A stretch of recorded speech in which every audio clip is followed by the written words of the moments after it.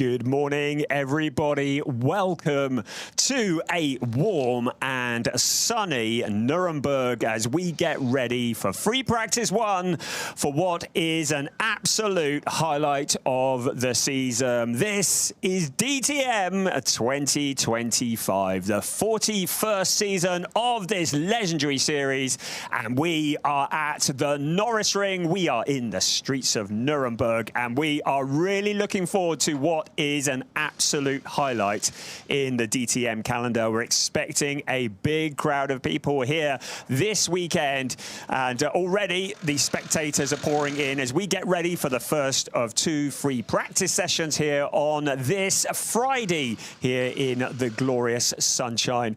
And that is a real treat when we look back to Zandvoort a few weeks ago when it was cold and it was wet, but it was there that we saw Lucas Auer extending his championship lead by 16 points over Rene Rast. But Rene Rast, a man on a mission, he's very much in contention for the title. We've got a two-way tie for third place in the points. Anh Nguyen, one of two drivers to have won two races this year, was Jules Gounon, making his debut in the DTM, for his full season debut in the DTM here in 2025. And he and Anh Nguyen tied for points in that third place, just 18 points adrift. Maro Engel very much in there as well, and the local man, keep an eye on Marco Wittmann. He's in sixth place in the point standings at the moment, but this is his home race. A man who stole the headlines last year, Nicky Tim in the Lamborghini Huracan, moved across to Abt Sportsline, and last year he emulated his father by taking a win here around the streets of Nuremberg. So we were in Zandvoort in the Netherlands the last time you joined us, and we've traveled about 700 kilometers southeast into Nuremberg, and we are getting ready for this, a really unusual track, a very, very different kind of thing to what we have seen already this season. It's a circuit that is just 2.1 kilometers around, and it has only 5 turns running in an anti-clockwise direction, and it really is a challenge for the drivers. It's like nothing that they've ever experienced before. Jack Aitken, another driver who's very much at the front last year, very much stealing their headlines, and he is getting ready for this, the first of two free practice sessions.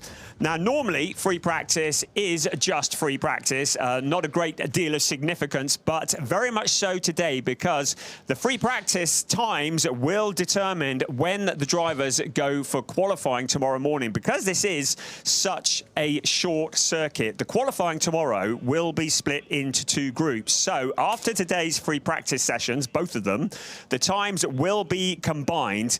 The drivers that are first, third, fifth, the odd number drivers, if you will, in the timesheets will take part in Group 1 in qualifying tomorrow. The drivers that in the even numbers in free practice will be in Group 2, and they will go separately. And then after qualifying tomorrow, the driver that is fastest overall will start on pole position, and the remainder of his group, in the order that they finished, will line up behind.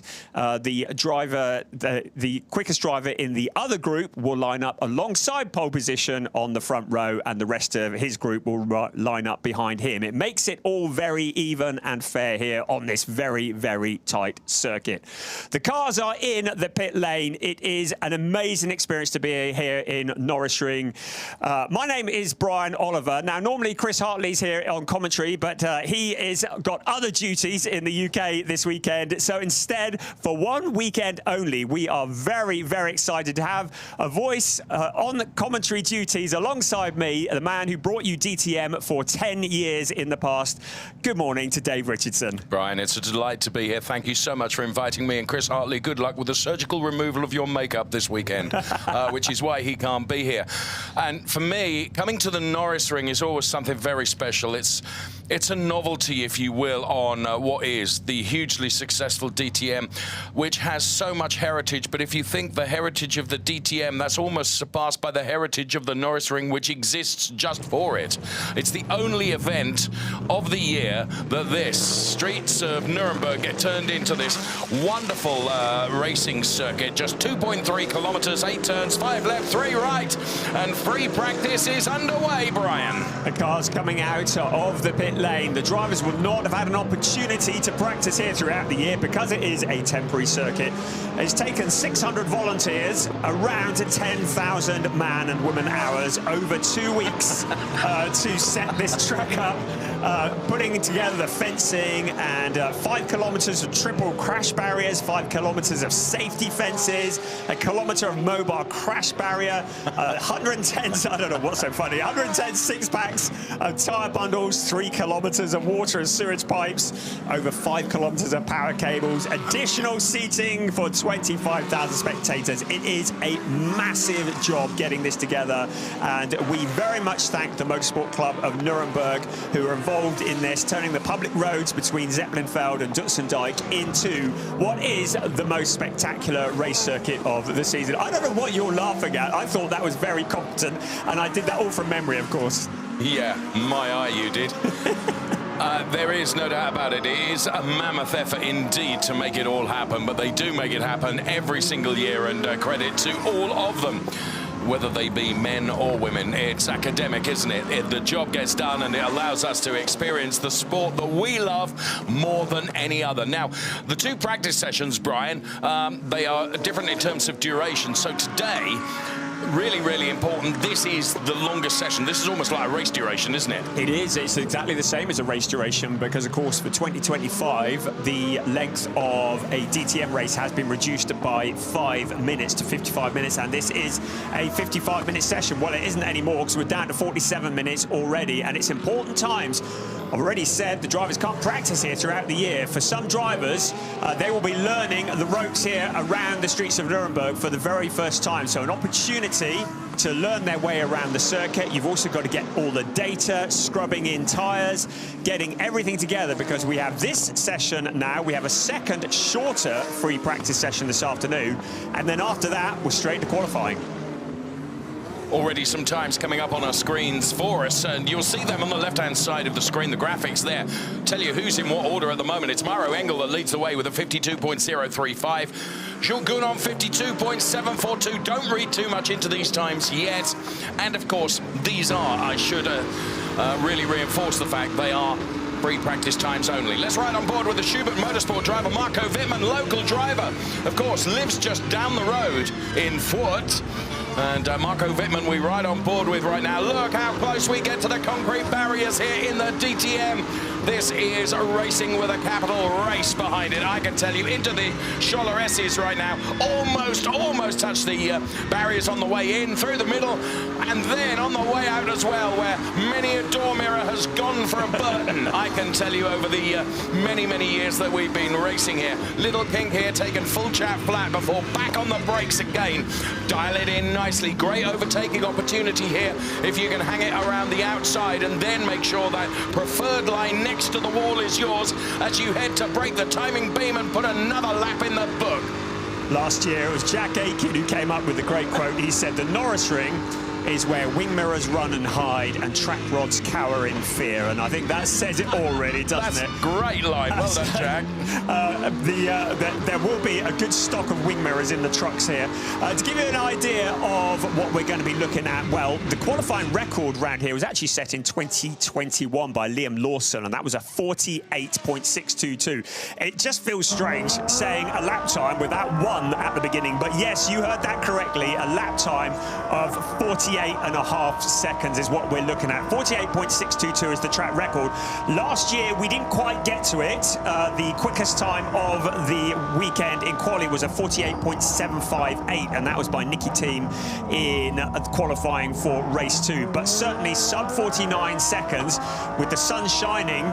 The track is, in theory, going to get quicker and quicker as the weekend goes on, as more rubber gets laid down, as the track gets cleaner and cleaner. Of course, these are public roads for the entire year, and then they are turned into a racetrack, so there's no rubber down at the moment. We've had a bit of practice this morning for GT4 and for prototypes, but by Sunday morning, as long as the weather stays dry, and the forecast says that it will, then we should have a nice layer of rubber all the way around. Is that layer a bit like a layer? Is that what you meant there? We are going to have some rubber down Riding on board with Nicky Team then, who's currently running P4 in this FP session. FP1, Maro Engel leading from Jules Gounon and Thomas Preining. Love the telemetry there, the data you can see down to first gear, then back, full chat flat on the throttle, through the gearbox then you can see the kilometers per hour on the left-hand side of the screen, or you could, as we go back to following the local driver then, Marco Wittmann, who of course in the familiar green colours that he's raced with for almost as long as I've known him. And it is great to see him. He always gets, you mentioned the fact that here, it's like a cathedral, it's like a cauldron of noise come race day, because of course, tens of thousands of spectators here, and the likes of Marco Wittmann will have his own fan club here in huge numbers. There will be an awful lot of people here who will be shouting and cheering for Marco Wittmann, and he took a win here a few years ago, and he says it's one of the most emotional wins he's ever taken, one of the highlights of his racing career, and he has a very vocal fan club here. There'll be a lot of green and white on the stands as this weekend progresses. I think it's fair to say that Marco Wittmann is a cool, level-headed individual and doesn't necessarily wear his emotions on a sleeve, but for him to be so affected by the support that he receives just tells you how important support is if you are a racing driver. Don't think that you can't make a difference by shouting from the rooftops of the grandstands, because you jolly well can. These drivers can almost feel it. Thomas Preining we're on board with now. He is at 50.267, the fastest driver thus far, driving for Manthey, of course. We've not seen a sub 5.0 time yet. I'm sure it's not far away. We are still in the early stages of this FP session that we ride on board with Thomas Preining now. Braking hard down through the gearbox and then accelerating as fast as you can. And oh, that's a great onboard shot, isn't it? Love some of the camera angles that we're able to bring you in the DTM to almost make you feel part of the action. You're so close to it, you can almost smell it. And you can see how close to the walls they get. Of course, Thomas Preining, who along with René Rast certainly stole the headlines here a couple of years ago. Their battle is one that is replayed many times over. There is Jordan Pepper, and we say congratulations to him and to Mirko Bortolotti and to Luca Engstler, and indeed for GRT Grasser Racing for their win last weekend at the Spa 24-hour race. It was an emotional win, and the drivers were very overcome with emotion. We're also very pleased to report that Mirko Bortolotti, who had been unwell after the Spa 24-hour race, it was mainly dehydration. He had to have a little bit of medical treatment, but he's all good, and he is back here this weekend ready to take part in the DTM. But that win in the Spa 24-hour race last weekend was fantastic, and it was certainly very emotional. Yeah, and the emotions run high, don't they? And it's something that perhaps you and I don't appreciate enough, that every single one of these racing drivers here lives, breathes, and really enjoys this sport. But they get so affected by it as well. With their team, they work as one, they win together, they lose together, they celebrate together, they commiserate together. To have that bond with this special group of people is something that is really so very special, as Thomas Preining continues to lead this FP session ahead of Nicky Team, Jordan Pepper, and Jack Aiken, as opposed to Jake Aiken. Jack will give me a slap with a wet fish for saying that. Driving the Ferrari 296, of course, and running in P4. Overview. At the minute, we are losing 1.5 tenths in Sector 1 and 3 compared to René. Sector 2 is matching. Interesting. So already looking at the sector times, that's something we don't often see in FP1, but the drivers needing to extract every minute out of this. So Marco Wittmann being compared to his teammate in an identical car, and his team giving some very useful data. René Rast, I'd say it's taken him a little bit of time to really get to grips with that BMW. Of course, René Rast for so long associated with Audi, but now in the BMW suddenly is a man on a mission. And as already mentioned, we saw him take that win at Zandvoort in race 2, and would report on his health as well. He had taken quite a heavy knock to the head prior to that race 2 at Zandvoort. Did require some medical attention, and he still went on to win that race from pole position, despite the fact he was not feeling well. He was dizzy, he had tingling in his arms, and he went on to win that race. They're made of strong stuff here, these racing drivers, aren't they?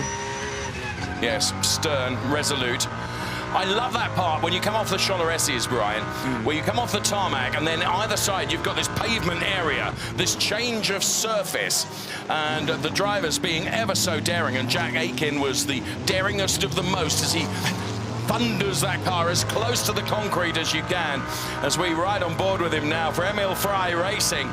Emil Frey, of course, hugely successful team in their own right in all sorts of genres of motor racing, and loving their time in the DTM with Jack Aitken as he goes P2. Yeah, but look. Matches his time to that of Maro Engel, 50.008. Amazing stuff, absolutely identical times, and of course, they were at the fastest, but Jordan Pepper is now the first below the 50-second mark, so 49.989. Well, that's already been eclipsed. Now Nicky Tim jumps to the top. He likes it round here.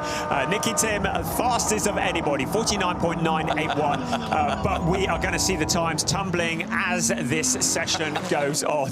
Are you laughing again? What is so funny? I could tell you so many stories about nearly every one of these drivers, and I can remember Nicky Tim having a bit of a problem with one of his cars and the crotch strap in the which is the belts, as Jack Aitken now usurps Nicky Tim's time, and by 9/100ths he goes to 49.886. Yes, the Nicky Tim crotch strap became much tighter than he wanted. That's all I'm going to say, and Nicky and I still laugh about that today. That's why I was laughing. He sings a good soprano, apparently. So there is Maro Engel. So he'll be looking to get that one back again. So 50.008 was his best. Jordan Pepper, Nicky Tim and Jack Aitken, the only ones into the 49s at the moment. But as we say, the time's a little bit of a moot point at the moment, but they are more significant than we normally have, because they will determine what order they go into qualifying tomorrow. Purple sector is sector 2 for Jack Aitken, so he stretches his legs at the top. 49.820. So Jack Aitken certainly nailing his colours to the mast nice and early on this weekend.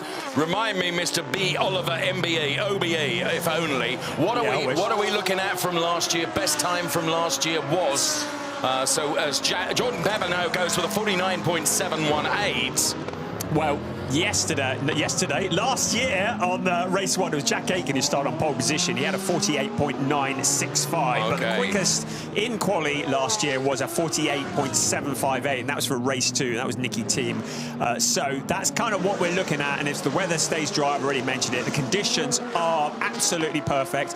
Interestingly, a lot of the drivers don't necessarily take the racing line around this circuit, and I've heard this said by several drivers leading up to this, that you have to explore to find out where the track is its grippiest, where it's least bumpy.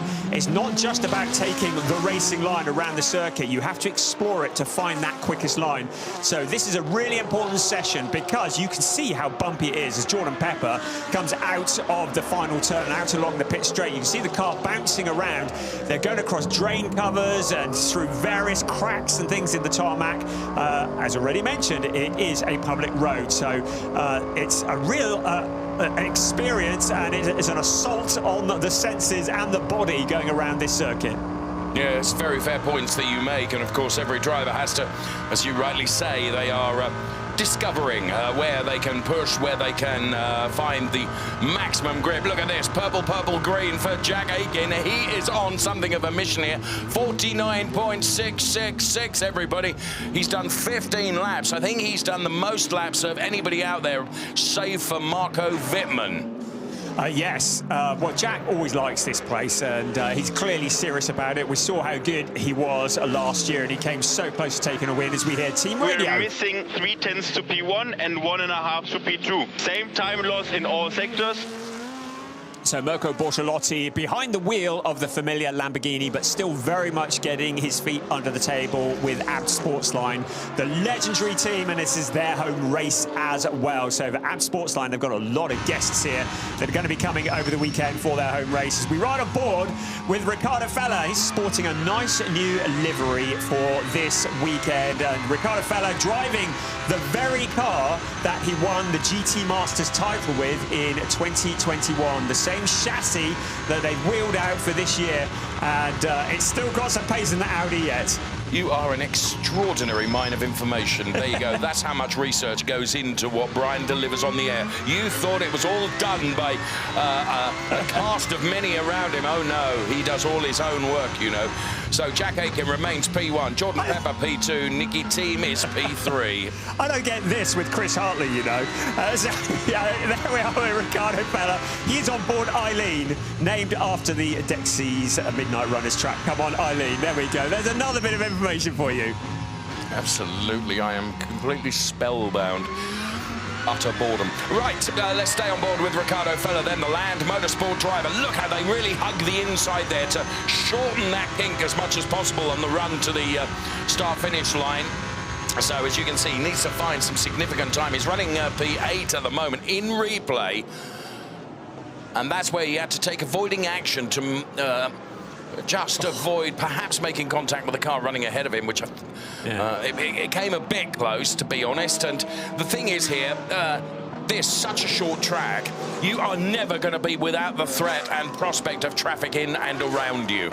Well, on that note, yes, we have some changes for this race only. One of the big ones is the pit speed limit has been reduced from 50 to 40 kilometers an hour, which is going to be very important when it comes to pit stop time during the races this weekend. And it's not just for safety. We did actually see some incidents in the pit lane at Zandvoort, which is a very narrow pit lane. But actually, outside of just the safety, it's also for greater fairness and to simplify the racing procedures. The simulations show that, in theory, a driver will come into the pits during the race with the reduced pit lane speed limit, will come out in roughly the same position where they went into the pits. So it means that they will be amongst the same cars they were battling with prior to the pit stop.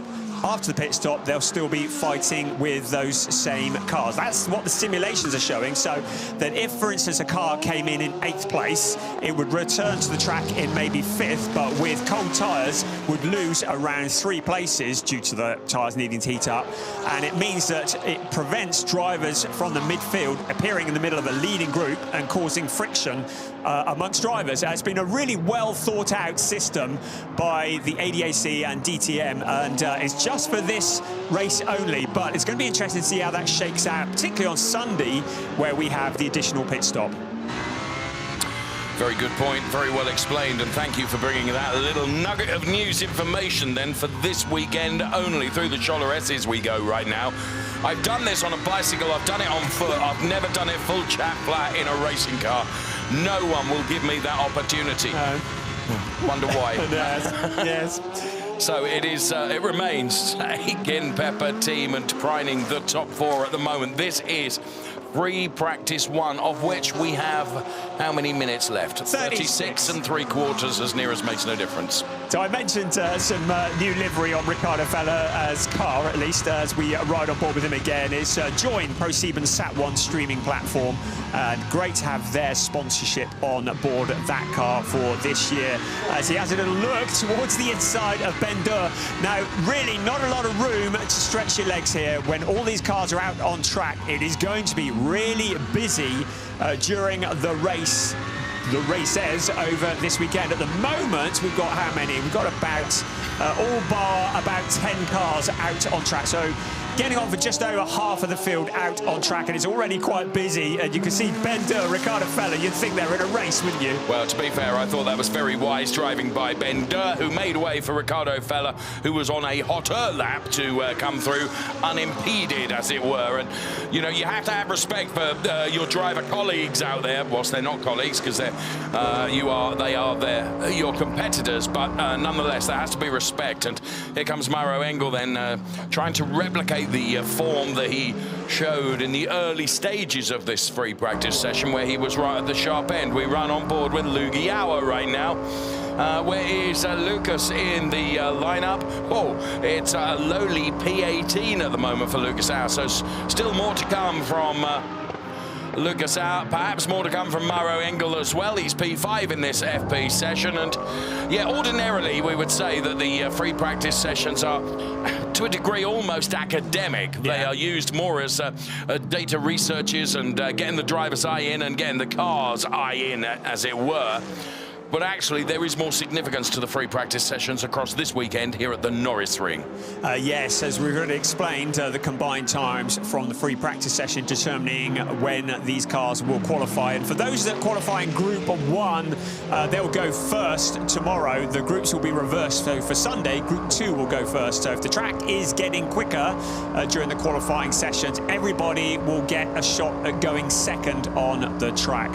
As we reach the 35 minutes to go on this, the first free practice session of what is set to be an extraordinary weekend here for the DTM. It is Jack Aitken who leads the way, a 49.666. Jordan Pepper did set a purple in Sector 1 on the previous lap, but that hasn't actually turned into anything now, but he is still second, 49.718. The top 9 cars are in the 49s at the moment. It's Aitken from Pepper, Nicky Tim, Thomas Preining fourth, ahead of Ricardo Feller, Maro Engel, Thierry Vermeulen just getting on with it ahead of defending champion Mirko Bortolotti and Arjun Maini. Those are the only drivers into the 49s at the moment. Jules Gounon is behind Max Powell 10th, Gounon 11th, René Rast in 12th.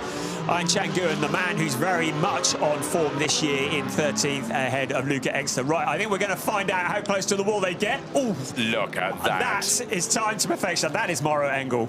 Rubbing is racing. It's often meant in between two cars, but actually it applies with concrete as well. We were having a conversation with Arjun Maini as he made his way into the track this morning, and Arjun was in a very, very good place indeed, as chipper as he normally is, a cheerful young man, and well, not doing a bad job in P9 at the moment. I have to say, I'm loving the spread of manufacturers, Brian, across the top 10 as well, proving how DTM get it absolutely right and even, and really, really works so very hard to make sure that all the cars out there are competitive. And my old friend, Timo Glock, or Tim O'Glock, as he's known to some. That famous Irish driver, Tim O'Glock. Yes, indeed. Is that Glock? Yes, it is. Right, you did mention the cars being equal. Well, this is for the nerds, and this is the bit where you can just zone out for 30 seconds. The BOP, the balance of performance, that is what makes these cars so equal. Of course, we have cars which are massively different. Front engine, rear engine. We've got some cars that are like over 5 litres. We've got others that are just 3 litres. So it's very important to get them absolutely level. Some are turbocharged, some are naturally aspirated. So there is this wonderful system in place. It means we can have all of these different brands on track at the same time. And the balance of performance, well, if you think it's worked out on the back of a fag packet, you are very much mistaken. What is a fag packet? Well, no, you wouldn't know anymore, would you? It is a complex formula. Really, if you're into this kind of thing, it's really worth checking out. It is proper complex how they work it out.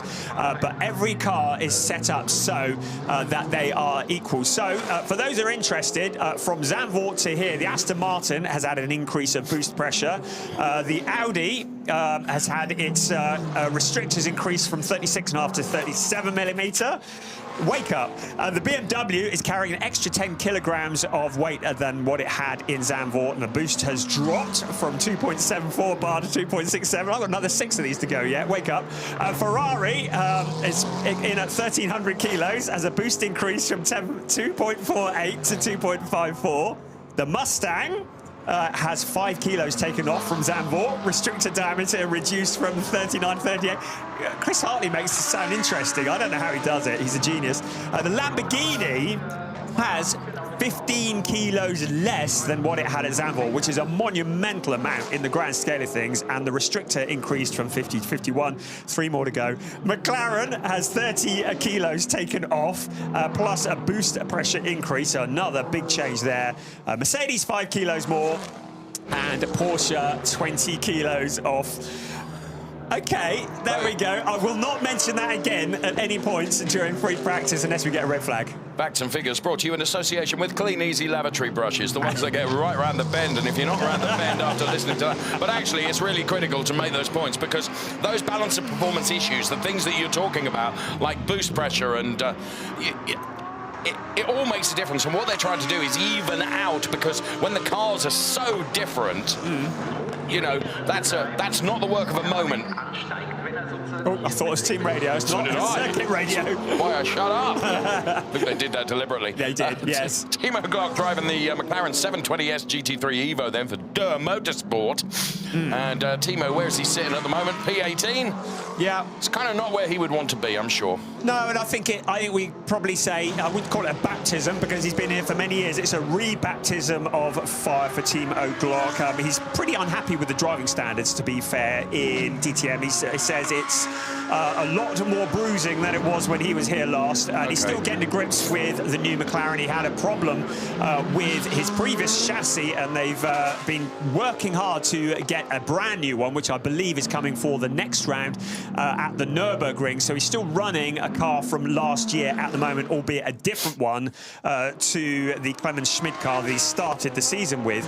But he's really struggled with the handling of it, and he had a go in. He's had some tests in Ben Durr's car and has shown significant pace. So clearly there are some problems with the chassis. But he has been at the wrong end of the grid for much of the season and is looking to turn that one around. Well, no one will throw more at it than Timo Glock. He is a, you know, he's a winning racing driver. Absolutely. And he always wants to be at the front of the pack. He and I were on the air together not so very, very long ago, and one of the most characterful drivers that you could ever wish to meet, who wears his emotions and swear words on his sleeve. Jordan Pepper, Jack Aiken and Mauro Engel, the top 3 in this FP session. Yes, Jordan Pepper to the top. So while all that nonsense about BOP, 49.653. So that is the benchmark. So we're still about a second off what we are anticipating seeing maybe in quali tomorrow. As we see Luca Engstler just passing through the screen there. Another of those winners. Such a great job, and so great to see Luca Engstler getting what is a well-deserved win at the Nürburgring, not Nürburgring, the Spa 24. Delighted to have done Nürburgring as well. Spa 24 last weekend. He was emotional, the whole team were, but one of the real hard workers, of course, Luca Engstler, very much involved in other classes as well, including the GT Masters, but a driver in his own right and a very rapid 1-2. So he's had best of 6th place this year, but of course he was a multiple winner last year. And he's one of these drivers that really takes it very seriously, and the point that you were making about him being a hard worker, you know, you'll find him on the shop floor. Absolutely, you know, absolutely. He really does throw everything at it, and he's a really likeable young man as well. And Franz, of course, who is a legendary figure in German motorsport. And hope you're well, Franz. Haven't seen you for a few weeks, and hopefully I'll bump into you over the course of this weekend. Well, hopefully he'll be here. I expect he will be. And, of course, Engstler Racing is an entity in its own right. But Luca for DTM is running with TGI Team Lamborghini by GRT, known to you and me as Grasser Racing. Yeah. And I should think there have been a few sore heads after last weekend. Now, a shout-out to Thomas Preining. After that Nürburgring 24-hour race, he came so close. The car started on pole position, it led every lap, but ultimately it was going to be a 2nd place for Thomas Preining, Ian Chen-Gun and Kevin Estra, and it was certainly nothing to do with Thomas Preining that they didn't finish on the top step of the podium. A contentious issue, and I think it's taken quite a lot for him to pick himself up from that, to be quite honest, and he'll come here, and I get the feeling that Thomas Preining might be quite a dangerous man this weekend because he feels robbed from Nürburgring. The thing is, with an awful lot of racing drivers that we've seen over many, many years of being involved in this sport, is sometimes drivers go even better when they're trying to right the wrongs of yesterday. Yeah, absolutely. And they just seem to dig a little bit deeper, Brian, and find another 10th from somewhere because they want to almost prove themselves. Well, Thomas Bryning doesn't need to prove himself, but he probably will want to, and he's always good around here, of course. We've seen him very much in the battles here at the Norisring.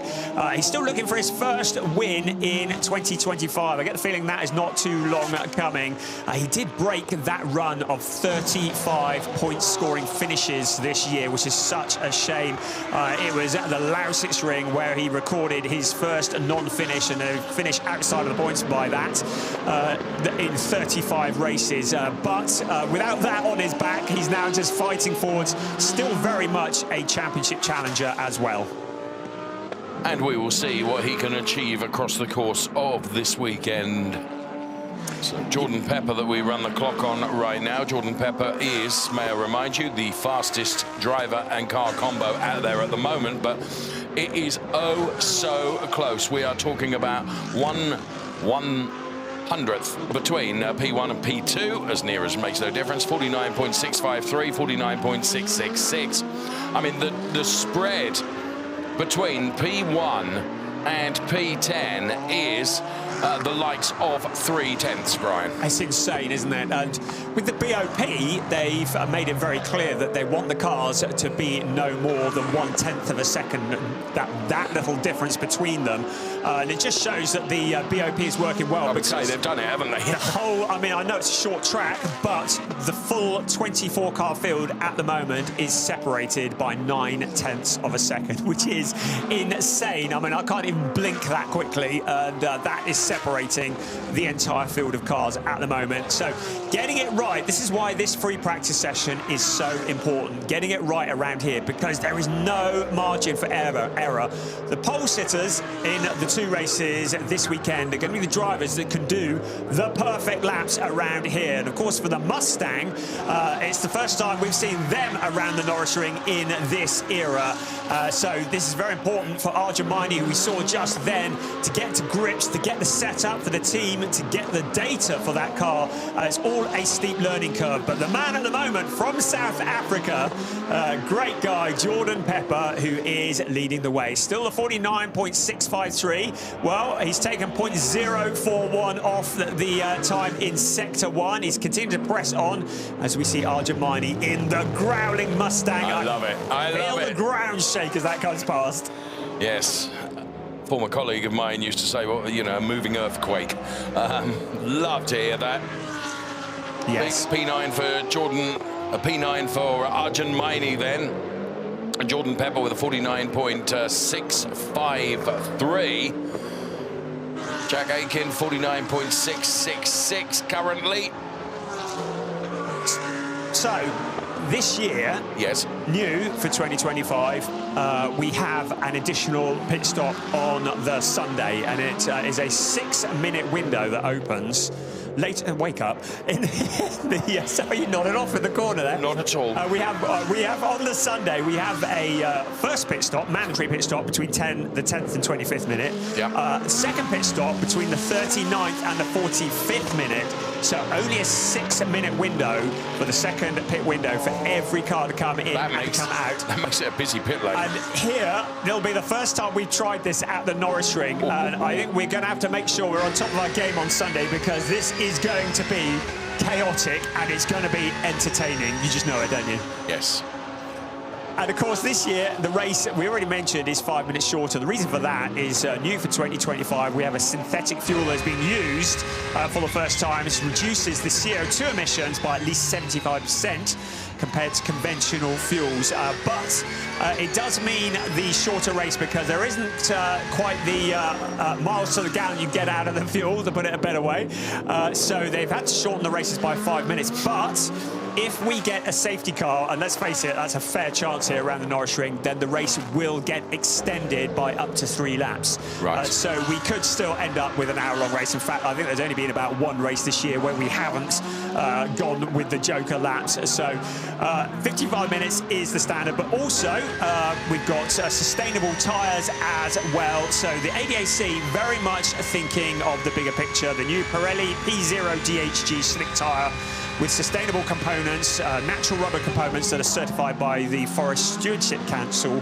That's the plantations that benefit people who live and work there. So really, really important stuff. And I'm told that there's actually less wear on those tyres as well.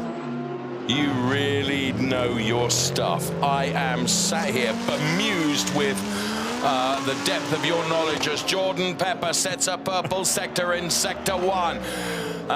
Not so good through Sector 2. Look at this. 9 1,000ths he was off of bettering his previous time. That's how close it is. And Jordan Pepper then absolutely flying around the Norris ring. Oh, look, just missing out. But you're talking about less than 2/10ths, Brian, in terms of bettering your own best time. Yeah, I mean, it's minuscule fractions, isn't it? And a person I've just noticed popping up in third place, Max Powell. Good job there, up to P3 with a 49.708. So he is just 400ths of a second off the, no, isn't he? He's 500ths of a second off the time set by Jordan Pepper, but still incredibly close. On board with Thomas Preining, that's heading in towards turn 4. On the right-hand side, on the exit corner, is the Dutzendijk Lake. This is an incredible setting for a race track. There's the Congress Hall in the background as well. It has an atmosphere and a vibe that you've not experienced anywhere else. And if you've never been to the Norisring, if you can get down here this weekend, please do, or at least get it in the diary for next year, because it is something to behold. It really is. You cannot help but be affected by the surroundings. Thomas Preining that we stay on board with right now, 18.578 then. It's about 9 100ths away through the Scholler S's then, getting oh so close to the concrete wall on the way out. They are millimetrically perfect in terms of how close they get to the wall. I don't think I've seen a mirror go yet. Yet. There's still time. We've got, what, just under 19 minutes of this free practice 1 session here. We're live from the Norris ring. I mentioned Max Powell up in third place, and we talked about drivers who get involved with their teams. It was Gottfried Grasser this year who said that Max Powell does everything himself. You can call him at 3 o'clock in the morning and he's lying under his engine crane tinkering with his machine. Most drivers don't know how many clutch plates their car has. What? Okay. He says most drivers don't know how many double entendres.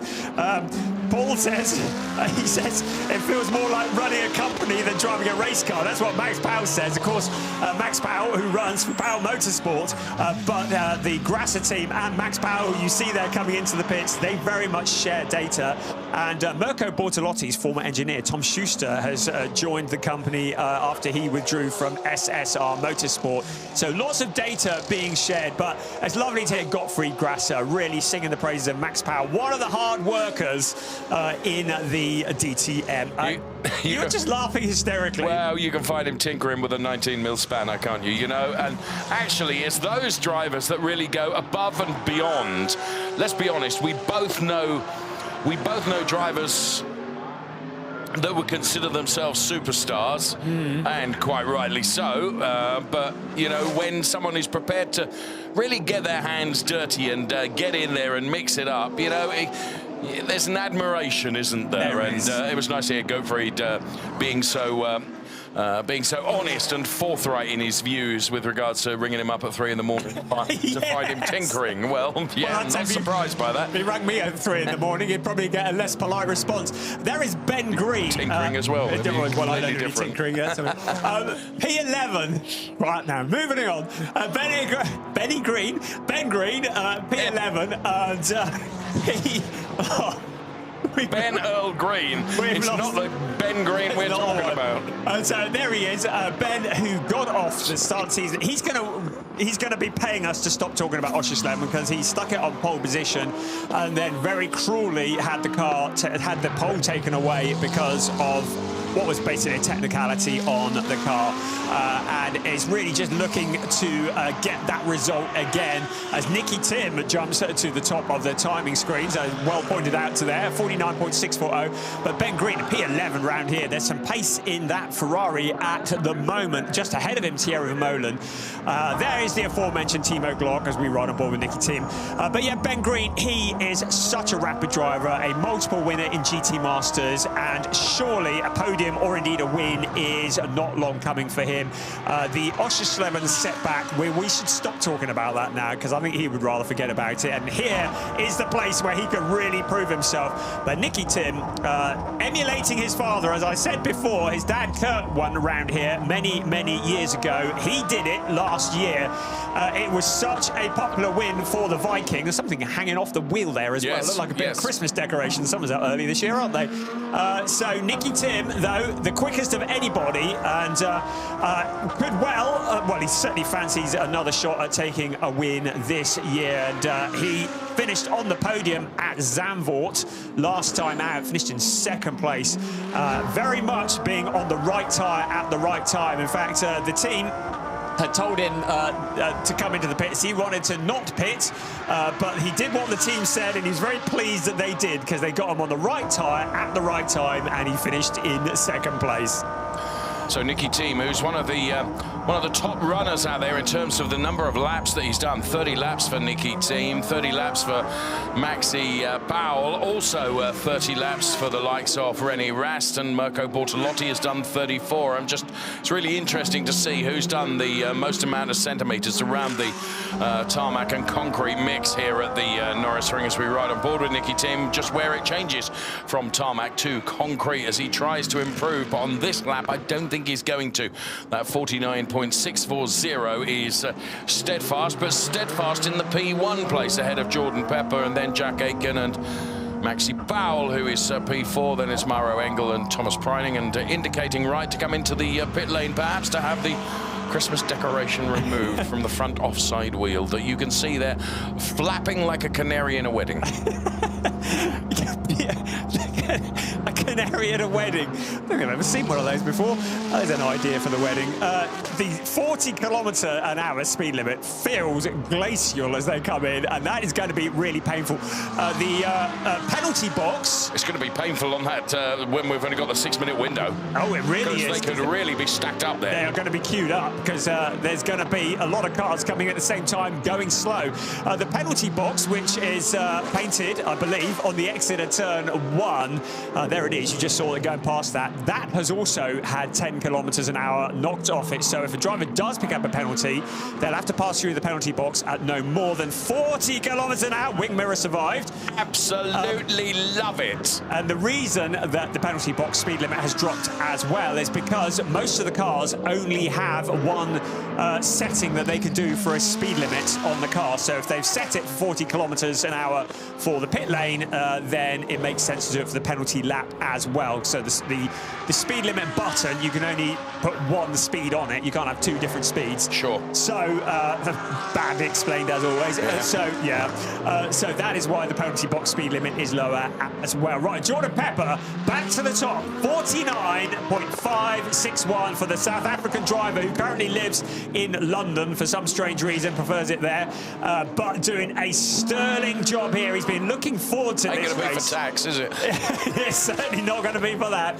It's Lamborghini 1 and 2 at the moment. Jack Aitken in third place. We keep an eye on him because he's always there or thereabout. Another Lamborghini, Max Powell in fourth place, and then Mauro Engel, the first of the Mercedes runners, in P5. I'm looking to see where Lucas Auer is. He's down in 15th place at the moment, the championship leader, but no panics there at the moment. It's a 49.959, so he's just under 4/10 off the fastest time. And the thing is, we need to make more of that. The fact that from 1 to P15 is merely just under 4/10. I mean, that's how close it is. It's always been close in the DTM, but it's closer than ever here at the Norisring because the combo of the short track, the short lap, and every driver seemingly so close to each other. And let's bear in mind, if we're honest about it, this is a free practice session. Yes, there is some stuff riding on the combined times of the free practice sessions, but even so, as Jordan Pepper finds some more through the middle sector, Brian. Yeah, I mean, whatever he's discovering, others would want to watch, I should think. So purple in Sector 2, the purple meaning that he is the quickest of anybody in this session. If it's green, it means it's a personal best. But purple in Sector 2, and he's improved, doesn't he? 49.493. Took 6 100ths out of his previous best time. I mean, the margins are fractional, but they're margins that are going in the right direction. So just got the car and driver combo set up absolutely nailed perfectly here. And whoever is responsible for the camera plan here, who's put those cameras on the Scholler S's, buy them an ice cream, because it's just brilliant television. That will be our producer, Mario Pisano, who does a phenomenal job. And he puts cameras in places you wouldn't think to put cameras. We get some unusual angles.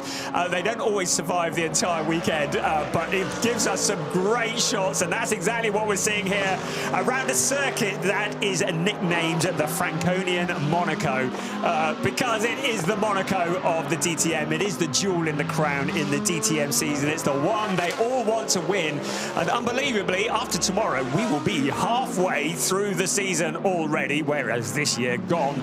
Championship's still very much up for grabs. 10 minutes left of this, the first of 2 free practice sessions here. So 10 minutes here, then 45 minutes in the second session, and then we are into qualifying. So an awful lot of work still to do. But whatever Jordan Pepper has been doing on the sim, whatever his team have been doing in preparation, it has been working. He leads the way, 49.493. He is P1, Nicky Team is P2, Jack Aiken is P3, it's Maxi Powell who is P4, Maro Engel completes the top 5. Let's bring you the top 10 countdown. P6, Thomas Preining, Luca Engstler is P7, then it is Ricardo Fella, Arjun Maini, and Thierry Vermeulen is P10. That's the top 10. In our free practice 1 session here, we are live from the Norisring with just under 10 minutes remaining of track time for these phenomenal racing cars. It's Jordan Pepper who's right at the top of the chart, and he's trying to go even quicker. He's only 8 100ths away from being even quicker than what he has gone before. He's the only driver into the first half of the 49s with a 49.493. He came out of Oschersleben in April as the championship leader, courtesy of a 2nd and a 4th place. His first full season in the DTM. We saw him guesting at the Sachsenring last year, but very much a championship contender. Wants to break the record of the driver who leads the championship after the first round and not going on to win the championship. At the moment, Jordan is in 8th place, but he is only 24 points adrift of Lucas Auer, so very much in contention. Marco Wittmann, the local man from Fürth, just down the road, currently in 21st place, so still struggling to find a bit of pace here. 50.188 is his time, so he's about 7/10 down on Jordan Pepper's time. The growl of that BMW out along the pit straight. This is the best overtaking opportunity on the circuit during the race, with the dark visor looking mean. And now on board with our championship leader. They're on board with Lugi in the number 22 car.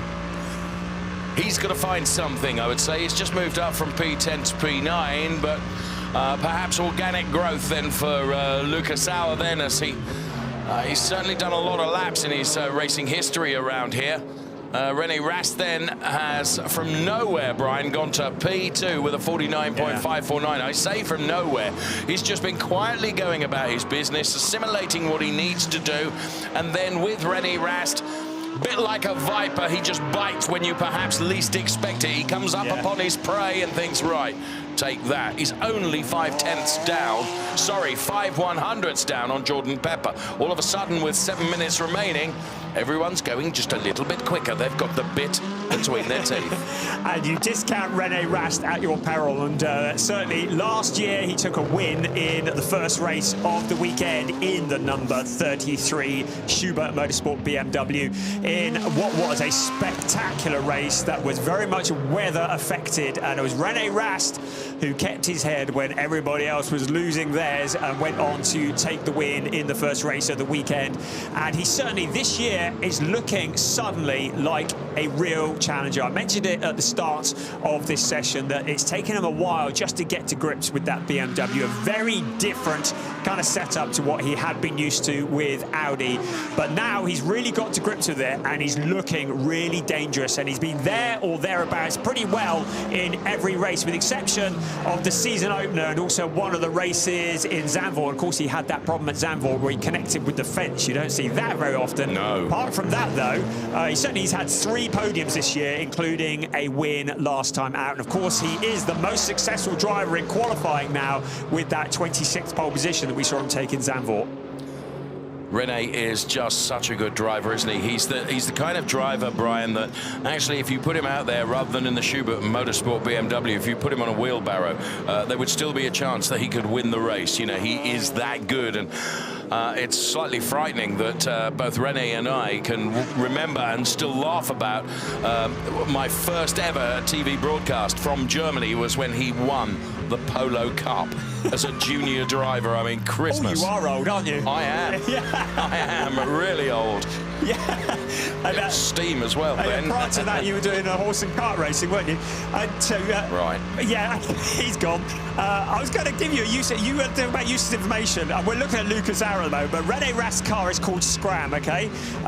It stands for S for Sebastian, his first mechanic, C for Chequered, his number 2 mechanic, R for Rudiger, his father, A for Adam, and M for Max, the tyre mechanics, and it's called Scram, which is English for getaway. My work here is done. Yeah. Fair play, well done. So Lucas Auer, we're on board with then. Where is Lucas at the moment? Top 10. He is P10 in this qualifying session. It's not, it's a pre-practice session, FP1. Oh, good try, good try. Where we've got just under 4.5 minutes remaining for these drivers to set the best possible lap time they can.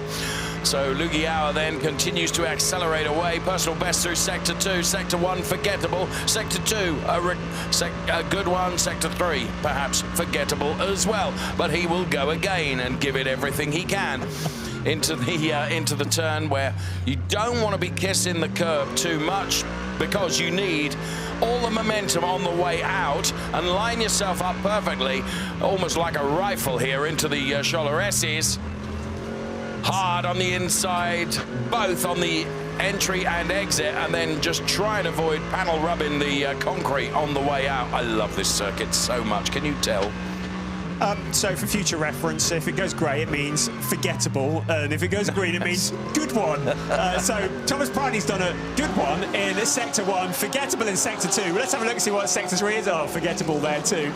But it's a good enough for P10, so he's the top half of the screen. Lucas Auer, championship leader in 9th. Don't think they're worrying too much about times at the moment. Still getting the setup. Now all past 3 cars are into the 49s. The only ones yet to break into the 49s are Marco Wittmann, Ben Durr and Nicola Bart. I think perhaps adequate would be a better word to use as a descriptor. Loving it as Jordan Pepper and Nicky Thiem. We run the clock on right now. Nicky Thiem finds some time in the middle sector, and well, Pepper goes quicker again by literally very nearly 2 100ths. I mean, it is so close. 49.475. Plays 49.549, plays 49.607. That's the top 3. A 10th between the top 3. Good one. I tell you what, we don't have an issue here this weekend is track limits. No funny that. I mean, I've looked at the timing screen, not a word. Yes, I think the track limits very much define themselves here. Those walls don't move, can confirm. Jordan Pepper has been out for a long time, though, hasn't he? He's been putting lap after lap after lap in. 50 laps he has put in In fact, only one other car has got that many in. It's also 50, and that is René Rast. No, it's Mauro Engel, beg your pardon. René Rast has got 47 laps. But yes, only a couple of others now have put in 50 laps, so 51 laps for Jordan Pepper. Although it is a short circuit, he's been out, feels like, for pretty well the whole session. Arjun Maini, now the quickest of anybody in Sector 1, and a personal best, good one, in Sector 2. So Arjun Maini going for it here. Is he going to be able to usurp the 49.475? We pick up Arjun Maini then as he breaks the timing beam, and he goes P4. Well, that's very good, and I think they'd be happy with that. HRT still very much getting used to that car. Of course, we're used to seeing them running Mercedes up until this year. The Mustang, which you feel as well as you see when it comes past, your insides vibrate, and the team have been getting on top of that car very much as the season has progressed, and with Arjun Maini, Mr. Cool at the wheel, they have a very good pilot, along with Fabio Scherer, who we haven't actually mentioned yet. He's currently in 21st at the moment. So Fabio Scherer, last time he was here, he was in, I think it was a Formula 3 car, I think it was. Fabio, very, very good driver, and his time will come. Trust me. Arjun Maini going for it again. Adequate Sector 1, adequate Sector 2, adequate Sector 3. He's going to have time for another lap. This will be the last lap before we see the checkered flag on the session, because we've only got 40 seconds left. So I don't think Arjun will be able to go again, but nonetheless, right at the end of the session, as Mauro Engel now goes P2, he'll be very, very happy with the way that has performed towards the end of the session. Yeah, absolutely, and there is no doubt at all that they've got a good setup on that car, as indeed is the case for Luca Engstler in the sister car in 6th place. Gorgeous looking car, that. But the Lamborghini certainly seems to be the weapon of choice at the moment, but still plenty more to come over this weekend and today, with another free practice session to come after this. That'll be this afternoon, and we'll see how much has changed. The checkered flag is out because the clock has struck 0. Anyone that started the lap before the checkered flag came out, of course, that lap will still count and the time will be recorded. But nonetheless, Brian is absolutely right. The full time duration for the free practice 1 session has been completed. Jordan Pepper in the pit lane. Oh, Maxi Powell. Wow. Right at the end, look, with a 49.468, 7 1,000ths quicker than Jordan Pepper. 7 1,000ths. Where did that come from? And we were just saying, oh, that car there. And I think that the producer was focusing on that car because we thought that was going to be the quickest time. Max Powell says, hold my drink. I have one last thing to pull here. And that's exactly what he's done. The number 71 car, also Lamborghini, but the privately run Powell Motorsport car going to the top of the timing screens. And that really is a very dramatic end to free practice. And it's a really nice confidence boost for the next FB session, isn't it? Oh, absolutely. You come out of that buzzing, I should think. So, with the clock at 0, the checkered flag out, Max Powell is the fastest man with a 49.468. Jordan Pepper pipped literally at the post, 49.475. So that is just 7,000ths of a second back, 8,000ths of a second, and 1,000ths behind Jordan Pepper. Mauro Engel, close much. Ricardo Fetter, good job there in the Audi. Ahead of René Rast, Arjun Maini in 6th, ahead of Luca Engstler. Thomas Briney, Nicky Tim, Jack Aitken round out the top 10. Then championship leader Lucas Hauer, ahead of Tom Callender, Thierry Vermeulen, Timo Glock 14th. That's good progress there. Jules Gounon down in 15th place, ahead of Gilles Magnus. Aichan Nguyen in 17th, ahead of Mirko Bortolotti. Ben Green, oh, we'll start again, shall I? Max Powell, Jordan Pepper, you can see it there on your screen. The rest of the top 10, and there are the times. You can see how close it is, though. So 0.198 between 1st and 10th. It's extraordinary, isn't it? And we're into the hundredths across the top 6. Yeah, absolutely. I mean, incredibly close. And we'll scroll through in just a few moments to the 11th place. But Jack Aitken, he was very much up there at the start and has been in contention much of the rest of the way.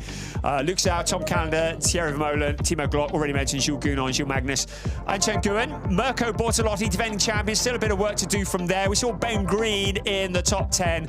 at 1 point, but 19th place overall for Emil Fry Racing. And then just behind him, another driver who we've not seen that much of in this session, just been getting on with it, Norisring. He'll be in 20th place, and Morris, who is in the Manthey Junior team.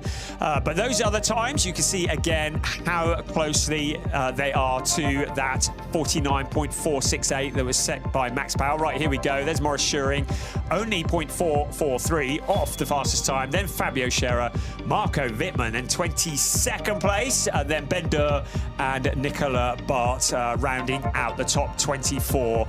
So that was a free practice one. The man who came home in 3rd place, Maro Engel for Team Windward in the Mercedes AMG. The driver that was at the top for most of the session. The South African had that fastest time robbed away in the last few moments, Jordan Pepper. And then the quickest of all, Max Powell with a 49.468. We do hope you've enjoyed Free Practice 1 from myself, Brian Oliver, and Dave Richardson. We'll see you for Free Practice 2 later on this afternoon. We'll see you then.